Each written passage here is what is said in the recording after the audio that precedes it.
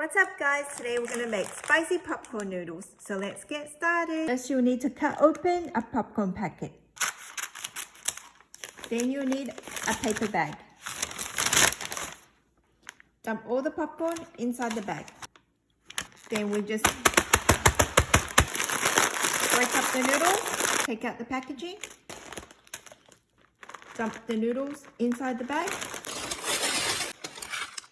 add in the seasoning, shake it all in there, add in the spices. This is going to be so good. Okay, shake it up, then fold up the bag.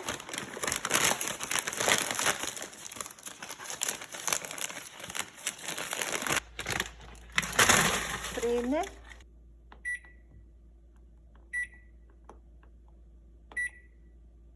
You can literally hear it popping inside and it smells so good.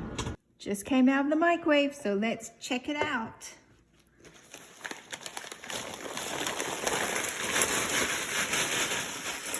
Let's try them. You have to try it, guys.